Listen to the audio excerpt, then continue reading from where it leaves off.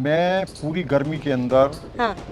ना तो मैं एसी यूज़ करता हूँ और ना मैं कूलर यूज़ करता हूँ। अच्छा, कूलर भी नहीं चलाना नहीं, पड़ता? कूलर भी नहीं। सर सबसे अमेजिंग बात कि एक छत के ऊपर इतना ज्यादा वेट, मतलब इतने सारे प्लांट्स, हजारों की संख्या में ये प्लांट्स की संख्या जा रही है, तो आपको कभी डर नहीं लगा कि इतने सभी प्लांट्स मेरी छत को थोड़ा नुकसान पहुंचा सकते हैं या घर को नुकसान पहुंचा सकते हैं? जहां दिल्ली की गर्मी में एसी भी फेल हो जाते हैं, लेकिन हम एक ऐसे घर में आए हैं जहां एसी छोड़ो कूलर की भी जरूरत नहीं पड़ती। इस घर का टेम्परेचर बाहर के टेम्परेचर से 2 से 3 डिग्री तक कम रहता है और इसके साथ ही AQI का लेवल भी बहुत ज्यादा कम होता है। ये हम नहीं कह रहे हैं, ये यहाँ के गार्डनिंग एक्सपर्ट पदम सिंह जी कह रहे हैं, जिनकी छत पर इतने सारे पेड़ पौधे लगे हुए हैं। तो दोस्तों, ये है दिल्ली का सबसे ज्यादा यूनिक गार्डन, जिसमें फलों के पौधों की भरमार है। और ज्यादा देरी नहीं करते, गार्डनिंग एक्सपर्ट पदम सिंह जी से मिलते हैं और लेते हैं पूरी जानकारी कि कैसे उन्होंने एक ही छत के ऊपर हजारों की संख्या में इतने सारे प्लांट्स रखे हुए हैं और आखिर उनके घर का टेम्परेचर इतना कम कैसे रहता है। इससे पहले यदि अभी तक आपने अपने YouTube चैनल यूनिक फार्मिंग को सब्सक्राइब नहीं किया है तो अभी सब्सक्राइब करें,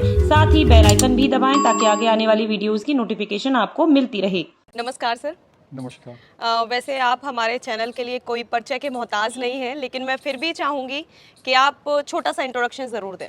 ये जो मेरा टेरेस गार्डन है, मिड 2013 में मैंने शुरू किया था। 12 साल से ज़्यादा हो गए हैं और इसमें 1000 से ज़्यादा प्लांट्स हैं, जिसमें सब तरह के प्लांट शामिल हैं।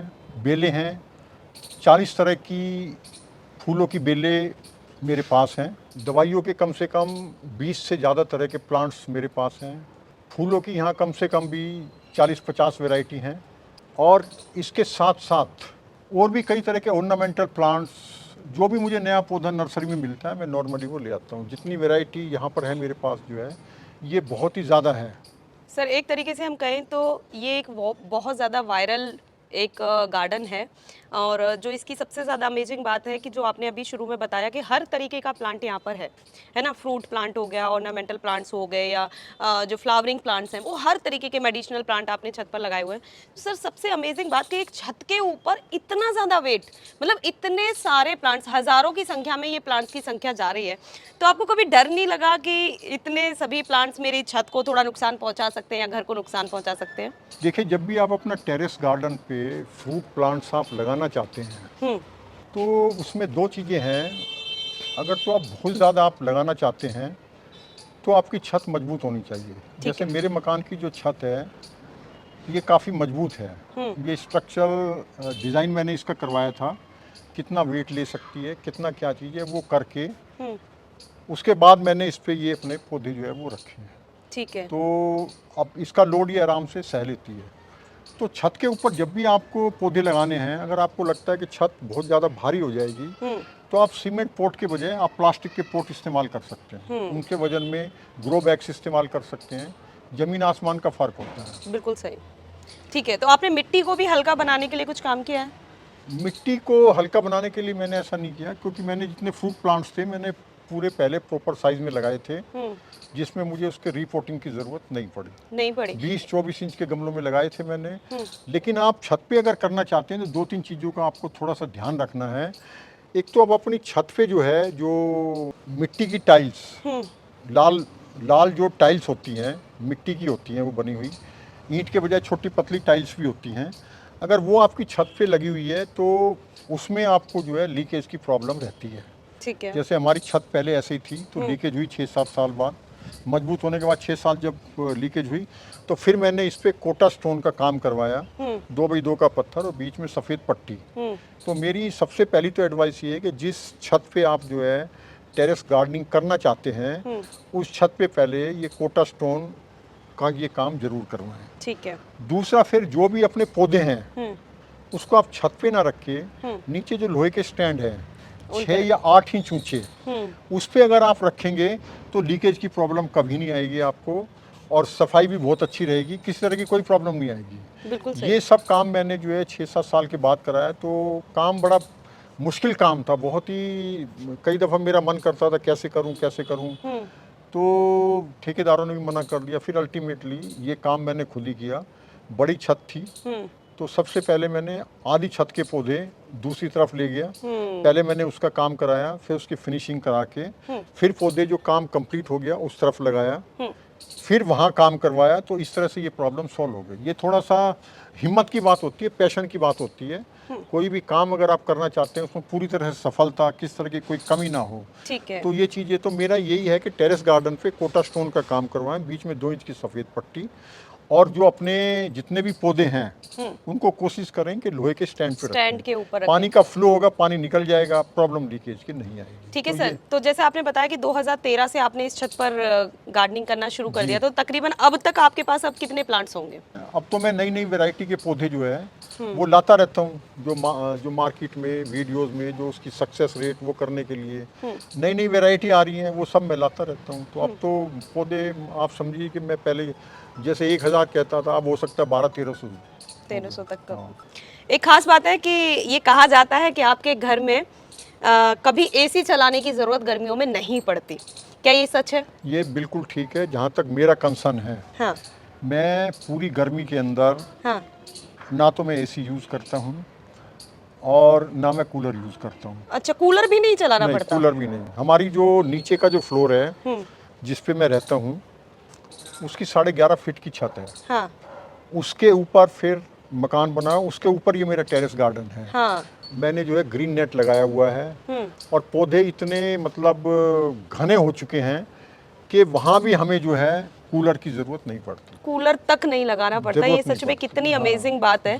तो और ये कोई और भी कर सकता है, मेरे यहाँ के विजिट कर सकता है, देख सकता है कितनी ठंडक है, क्या चीज़ है, हाँ, सब चीज़ें वो देख सकते हैं। ये वाकई में हैरानी वाली बात है कि गर्मियों में जहां अब आज के टाइम पर एसी फेल हो रहे हैं, वहां सर ने अपने घर में कूलर लगाने की जरूरत नहीं पड़ती, क्योंकि ग्रीनरी जो कह सकते हैं ना कि प्रकृति को आप इतना नजदीक ले आए हैं सर। बिल्कुल जो नेचुरल इन्वायरमेंट है वो आपने क्रिएट कर दिया। हम शुरू में यही बात कर रहे थे कि चारों तरफ देखें तो इमारतें ही इमारतें हैं, और इन इमारतों के बीच में ये जो एक हरा भरा घना जंगल है, ये वाकई में अमेजिंग है और बहुत बड़ा मैसेज देता है। और सर अगर मैं आपसे ये पूछूं कि ये जो इतनी जबरदस्त ग्रोथ है ना, ये जो प्लांट्स की, इसका क्या राज है? इसका देखिए बेसिकली राज क्या है कि जो फ्रूट प्लांट्स, सब्जियां और फूल, इन सबको कम से कम 5-6 घंटे की धूप जरूरी है। ये तो है बेसिक रिक्वायरमेंट। ठीक है। उसके बाद बेसिक जो आपको काम करना है रेगुलर बेसिस पर, खाद, पानी और गुड़ाई, ठीक है। ये तीनों चीज़ें आपको रेगुलर करनी है। उसके बाद फिर पौधों के अंदर जो फ्रूटिंग आती है, फ्लावरिंग आती है, उसमें कई दफ़ा प्रॉब्लम्स आती हैं, कुछ छोटी मोटी बीमारियां लगती हैं। तो उसके लिए आप जो है नीम ऑयल का प्रयोग कर सकते हैं। ठीक है। दूसरा, फलों के पेड़ में आपको 2 चीज़ें और करनी है। फरवरी के महीने में पौधों पे फ्लावरिंग आती है, तो आपको दिसंबर जनवरी के आने पर आपको बोरॉन 20% का छिड़काव करना है फ्रूट प्लांट्स के ऊपर। ठीक है। वो जो है 1 लीटर के अंदर 1.5 ग्राम पड़ता है या 1.5 ml, यानी कि किसी पौधे को 10 लीटर पानी की आवश्यकता है, तो एक दफ़ा में आपको उसको जो है 15 ग्राम या 15 ml बोरॉन 20% का छिड़काव आप पौधे के ऊपर करेंगे और उसके अंदर भी देंगे। ठीक है। इसके बाद जब फ्लावरिंग हो जाएगी, जब पौधों पे फूल आ जाता है, खिलना, जिससे फ्रूट सेट होता है, एक दफ़ा आपको इसका छिड़काव फिर करना है। ये है बोरॉन 20%, ये बहुत ज़रूरी है। फल जो है अच्छे किस्म का हो, साइज़ प्रॉपर हो, दाग ना हो उसमें, उस चीज़ के लिए इन चीज़ों का सहारा लेना पड़ता है। दूसरा एक होता है माइक्रोन्यूट्रिएंट, जो 17 तरह के माइक्रोन्यूट्रिएंट होते हैं, कैल्शियम, जिंक, सल्फर, मैंगनीज, इन सबको मिक्स करके माइक्रोन्यूट्रिएंट के नाम से कई कंपनियां जो हैं वो प्रोडक्ट बेचती हैं। ये आपको, इसका भी आपको जो है बोरॉन के साथ ही आपको जो है इसका छिड़काव करना है। ये 1 लीटर में 3 ग्राम या 3 ml पड़ता है। 10 लीटर आप पानी देंगे तो मतलब 30 ग्राम या 30 ml। ये 2 चीज़ें अच्छे फ्रूट लेने के लिए, ज़्यादा यील्ड लेने के लिए, क्वालिटी ऑफ फ्रूट के लिए, ये 2 चीज़ें आपको करनी बहुत ज़रूरी है। बहुत लोगों को यही प्रॉब्लम होती है कि मेरा फूल गिर गया, मेरे फल नहीं बन रहे। उनके लिए इन चीज़ों का करना बहुत ज़रूरी है। सर एक चीज मैं देख रही हूँ कि ये जो जितने भी पौधे आपने रखे हुए ना, बहुत घने घने रखे हैं, है ना, बहुत पास पास में। तो जैसे आपने बोला कि आप समय समय पर खाद देते हैं या जैसे भी आप केयर करते हैं, गुड़ाई करते हैं, तो सर इतने घने पौधों के बीच में आप जाते कैसे और कैसे इनकी केयर आप कर पाते हैं? ये सब देखिए जुनून और पैशन की बात है, हाँ। मैं टेबल टेनिस का प्लेयर हूँ मैं, अच्छा। तो बॉडी में मेरी फ्लेक्सिबिलिटी है। हाँ। और मैं जो है कहीं भी किसी भी गमले के पास में, गमले के ऊपर थोड़ा सा मुझे पैर रख के मैं चला जाता हूँ।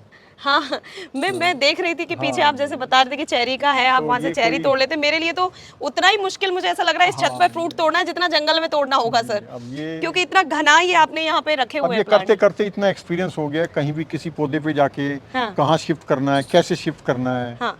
वो सब चीजें जो है। अच्छा, तो आपने ये जो फ्रूट गार्डनिंग में जो महारत हासिल की है सर, तो इसकी कहीं से स्टडी आपने की या सिर्फ शौक आपको यहाँ तक ले आया? इसमें देखिए ऐसा है, जो सबसे पहले तो मेरी रूरल बैकग्राउंड है। हम्म। पेरेंट्स मेरे खेती करते थे, मदर भी मेरी खेती करती थी, तो वो एक किस्म से वो एडवांटेज मुझे मिला है। ठीक है। दूसरा, रूरल बैकग्राउंड के जो लोग होते हैं वो थोड़े मेहनती होते हैं, खेती वगैरह करते हैं। हमेशा मेरी क्यूरियोसिटी ये रही कि अगर किसी के घर में ये फल लग गया है, हाँ। तो मेरे यहाँ क्यों नहीं लग रहा। अच्छा। तो उस चीज़ को मैंने मन में रखते हुए हाँ। एक एक पौधे को 5 दफ़ा 10 दफ़ा भी मैंने लगाया है। हाँ। उसकी स्टडी करी है मैंने सही कि बात। इसको कितनी धूप चाहिए, कहाँ रखें ज़्यादा अच्छा चलेगा। हाँ। अब पौधों को साथ साथ रखने में इसका एक एडवांटेज ये होता है, जैसे आप 5-6 बच्चे हैं, हाँ, वो अगर इकट्ठा खेल रहे हैं तो आप उनके चेहरे पे एक खुशी अलग होगी। बिल्कुल सही बात। और वो 6 बच्चे हैं, कोई अलग खेल रहा है, कोई अलग खेल रहा है, कोई अलग खेल रहा है, तो उसमें इतनी खुशी नहीं होगी। तो पौधों में भी इस तरह की एक फीलिंग होती है, कंपेनियन फीलिंग। तो जब पौधों को आप साथ में रखते हैं तो वो ज़्यादा से ज़्यादा फ्रूट देने की कोशिश करते हैं, ज़्यादा से ज़्यादा हेल्दी रहने की कोशिश करते हैं। कितना, अगर हम एक अनुमान के तहत या आपने कभी जानने की कोशिश की हो, तो कितना टेम्परेचर में कितना फर्क होता है बाहर किसी के घर से और इस घर का टेम्परेचर? 2 से 4 डिग्री का तो फ़र्क रहता है।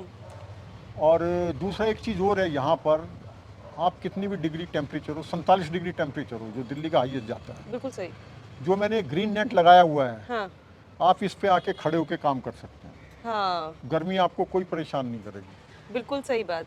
और बिल्कुल मैं सही। करता भी हूँ। सर्दियों में जैसे ही दिवाली के नज़दीक AQI का स्तर इतना ज़्यादा बढ़ने लग जाता है, इतना पॉल्यूशन ज़्यादा हो जाता है, तो मेरे ख्याल से उस पॉल्यूशन भरी जो वातावरण है उसमें भी ये कहीं ना कहीं आपके लिए हेल्पफुल जी साबित बिल्कुल होता हेल्पफुल है, और हमारा बिजली का बिल भी बहुत नॉर्मल आता है। हाँ, सिर्फ सबसे एक बड़ी गार्डन बात की ये, वजह से, हाँ। जाने कितनी चीज़ों की ज़रूरत इसकी है इस वजह गार्डन से से भी, पूरी हो जाती है।